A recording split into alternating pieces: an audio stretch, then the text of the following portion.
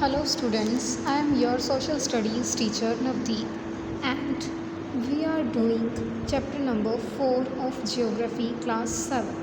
Name of the chapter is atmosphere air. Our today's topic is layers of atmosphere and what are the elements of atmosphere and how they affect the atmosphere. So let's start with layers of atmosphere. Atmosphere जैसे कि मैं आपको पहले भी बता चुकी थी क्या होता है, हमारे अर्थ के चारों तरफ जो भी सराउंडिंग होती है, एक ब्लैंकेट वाली लेयर होती है एयर की, उसको एटमॉस्फेयर बोलते हैं. Now what are the layers of atmosphere?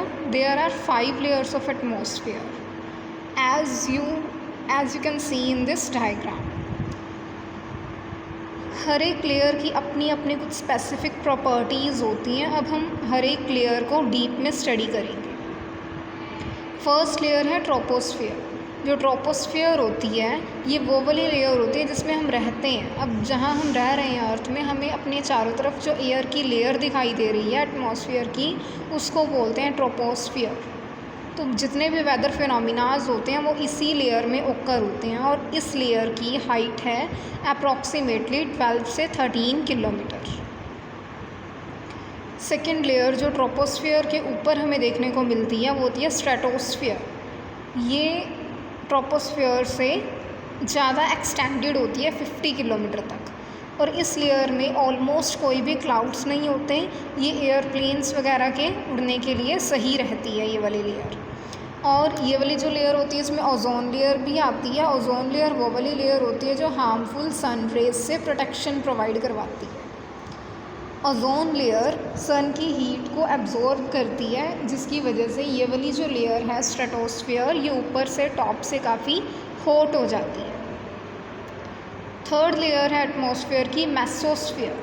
ये जो मेसोस्फियर लेयर है ये 80 किलोमीटर तक एक्सटेंडेड होती है और ये एटमॉस्फेयर की सबसे कोल्डेस्ट लेयर मानी जाती है. जो मटीरियल्स होते हैं वो एंटर करते हैं अर्थ के एटमॉस्फेयर में और इस लेयर में वो बर्न हो जाते हैं. जैसे आपने देखा होगा ना, टूटते तारे वगैरह होते हैं इस तरह से, वो इस लेयर में बर्न हो जाते हैं. फोर्थ लेयर है थर्मोस्फियर. थर्मोस्फियर जो लेयर है वो एक्सटेंडेड होती है 700 किलोमीटर तक और ये लेयर बहुत ज़्यादा हॉट होती है क्योंकि ये अपने अंदर सन की रेडिएशंस को एब्जॉर्ब कर लेती है.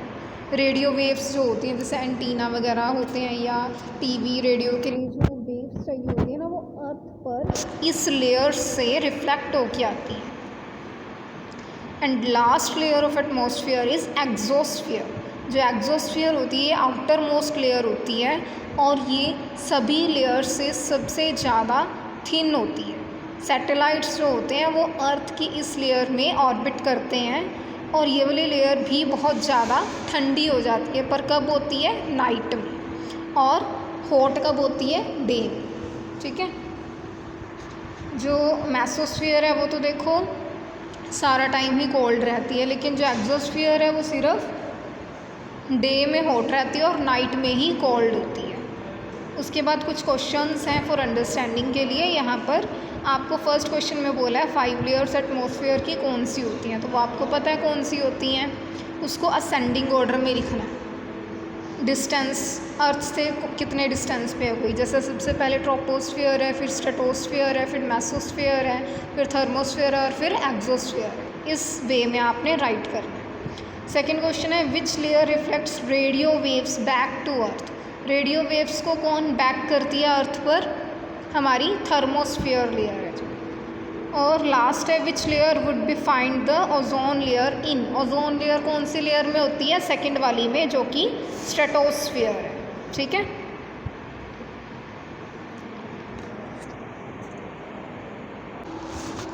अभी यहाँ पर आपको SB 18 पर कुछ क्वेश्चंस दिए हुए हैं, इनको परफॉर्म करना है, आपने अटैम्प्ट करना है. तो फर्स्ट क्वेश्चन है यहाँ पर कि स्ट्रेटोस्फियर की जो टॉप पार्ट होता है वो इतना हॉट क्यों होता है. ये मैंने आपको बताया अभी क्यों होता है, क्योंकि वहाँ पर ओजोन लेयर होती है. सेकंड क्वेश्चन है कौन सी एटमॉस्फेयर की लेयर सबसे वाइड होती है और कौन सी नैरो होती है. वाइड कौन सी होती है? थर्मोस्फियर. एंड नैरो कौन सी होती है? जो सबसे ऊपर होती है एक्सोस्फीयर। उसके बाद कुछ मैचिंग्स हैं। स्ट्रेटोस्फीयर, स्ट्रेटोस्फीयर कौन सी लेयर होगी, जिसमें ओजोन लेयर होती है, इसको ओजोन लेयर के साथ मैच करना है। देन मेसोस्फीयर, मेसोस्फीयर में मेटीरियोरिटीज़ होती हैं। ट्रोपोस्फीयर, ट्रोपोस्फीयर कौन सी होती है, जिसमें 75% गैसेस होती हैं। एक्सोस्फीयर, एक्सोस्फीयर वो वाली है जिसमें सैटेलाइट्स होती हैं। एंड थर्मोस्फीयर, थर्मोस्फीयर्स रेडियो वेव्स वाली होती हैं। नेक्स्ट क्वेश्चन इज, आपको क्या लगता है, what do you think you would find if you went beyond the exosphere? अगर आप एक्सोस्फीयर से बाहर चले जाते हो तो आप क्या सोचोगे, क्या होगा? ये एक सैम्पल बेस्ड क्वेश्चन है, रीजनिंग बेस्ड क्वेश्चन है। ये आप अपने माइंड से सोच के जैसी आपकी थिंकिंग है आप वैसा लिख सकते हो। नेक्स्ट है, in your notebook draw a diagram of the atmosphere and label the layers, right one special feature of each layer. अभी आपको मैंने 5 लेयर्स बताई एटमॉस्फेयर की, उनका आप एक नोटबुक पर डायग्राम बनाओगे और हर एक लेयर की एक एक कोई आपने स्पेशल फीचर राइट करनी है, ठीक है। उसके बाद है weather and climate. Concept time 8 है। वेदर क्या होता है, क्लाइमेट क्या होता है?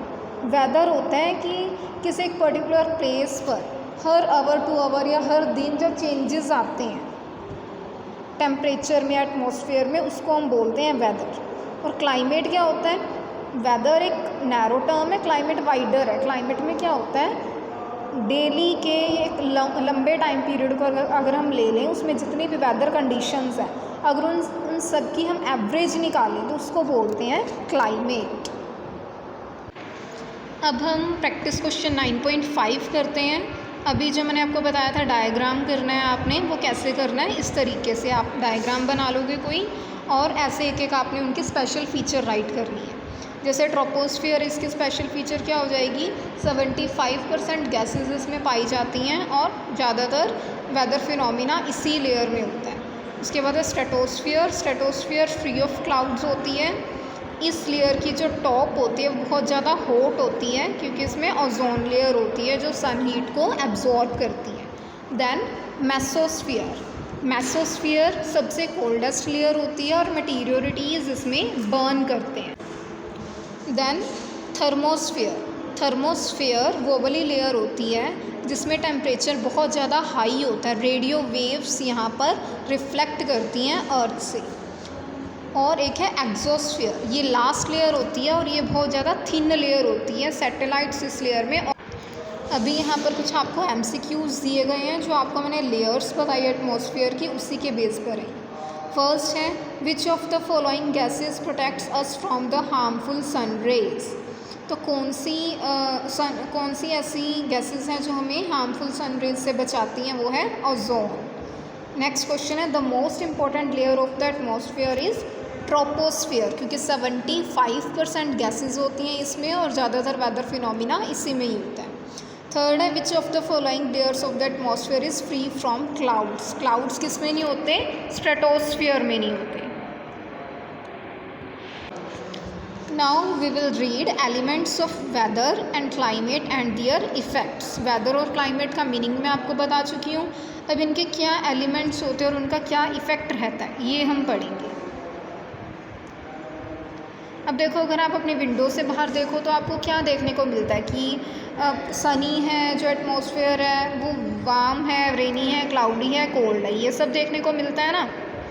जैसे अगर हम आज देखें तो आज सनी है, तो जब आप वेदर की रिपोर्ट को चेक करते हो वो आपको ऐसे ही देखने में मिलती है जैसे आपको स्क्रीन पर शो हो रही है। यहाँ वहाँ पे ऐसा कुछ लिखा होता है कि इतना टेम्परेचर है, इतनी ह्यूमिडिटी है, प्रेशर है, विंड है, सनराइज़ है, सनसेट है। तो ये साइड में जो आपको दिए हुए हैं ना कि क्या मतलब प्रेशर कितना है या विंड कितनी है, सनराइज़ कितना है, ये सारे ही एलिमेंट्स होते हैं, ठीक है। ये सारे वेदर के एलिमेंट्स होते हैं। तो 4 इम्पोर्टेंट एलिमेंट्स होते हैं क्या? सबसे पहले तो एलिमेंट्स वो चीज़ें होती हैं जो हमें किसी प्लेस के वेदर को ऑब्ज़र्व करने में हेल्प करते हैं कि कैसा है वेदर। तो 4 इम्पॉर्टेंट एलिमेंट्स जो हैं वो हैं temperature, atmospheric pressure, wind speed, humidity. तो अब इन चारों में से आज की वीडियो में हम सिर्फ 2 ही कवर करेंगे। एक हम कवर करेंगे टेम्परेचर और एक करेंगे एटमॉस्फेरिक प्रेशर। रिमेनिंग 2 हम नेक्स्ट वीडियो में डिस्कस करेंगे। तो टेम्परेचर क्या होता है, सबसे पहले जब आप किसी कप ऑफ टी को टच करते हो या आइस क्यूब्स को टच करते हो तो आपको कैसा फील होता है, कोल्ड या हॉट फील होता है ना। तो यही जो वर्ड्स होते हैं ना, कोल्ड हॉट, यही टेम्परेचर को एक्सप्लेन करते हैं, उसको डिस्क्राइब करते हैं। टेम्परेचर देखो क्या होता है, टेम्परेचर मेज़रमेंट होती है कि कोई चीज़ कितनी हॉट है या कितनी कोल्ड है, और इस हॉटनेस या कोल्डनेस को हम डिग्रीज़ में मेज़र करते हैं। टेम्परेचर हम किस में ऑब्ज़र्व करते हैं, हमारे चारों तरफ एयर जो होती है ना, उसी में ही हम टेम्परेचर को ऑब्ज़र्व करते हैं। अब वो क्या चीज़ें हैं जो टेम्परेचर को इम्पैक्ट करती हैं। टेम्परेचर जो अर्थ पर होता है ना, वो इंसोलेशन से पता लगता है। इंसोलेशन होता है कि सन की जो रेज़ अर्थ पर आती हैं और उसको अर्थ फिर ऑब्जर्व कर लेती है, उसको बोलते हैं इंसोलेशन। तो जितनी सोलर एनर्जी अर्थ रिसीव करेगी उतना ज़्यादा टेम्परेचर होगा। और जो इक्वेटर होता है ना, अर्थ का जो सेंटर पॉइंट होता है इक्वेटर, बिल्कुल मिडल में, तो वहाँ पे सन रेज़ ज़्यादा पड़ती हैं, सबसे ज़्यादा सोलर एनर्जी होती है, तो इसलिए वो वाला एरिया ज़्यादा वार्म होता है। और पोल्स होते हैं जो नॉर्थर्न पोल, साउथर्न पोल, वहाँ पर सन रेज़ कम होती है, सोलर एनर्जी कम होती है, तो इसलिए वो वाले एरियाज़ इक्वेटर के कंपैरिजन में थोड़े कम वो वार्म होते हैं। कुछ और फैक्टर्स भी हैं जो अफेक्ट करते हैं टेम्परेचर को। वो क्या है कि जैसे मान लो अगर गैसेस ज़्यादा हैं, जैसे कार्बन डाइऑक्साइड ज़्यादा होगी तो टेम्परेचर ज़्यादा होगा, ट्रीज़ कम होंगे तो टेम्परेचर ज़्यादा होगा। और कम कब होगा टेम्परेचर, जब ट्रीज़ ज़्यादा होंगे और कार्बन डाइऑक्साइड कम होगी। अब जो टेम्परेचर है, टेम्परेचर जो होता है ना, वो भी कुछ अदर एलिमेंट्स, जो दूसरे एलिमेंट्स हैं ना वेदर के, जैसे प्रेशर, विंड, ह्यूमिडिटी, वो इनको भी अफेक्ट करता है। वो कैसे करता है वो हम देखते हैं।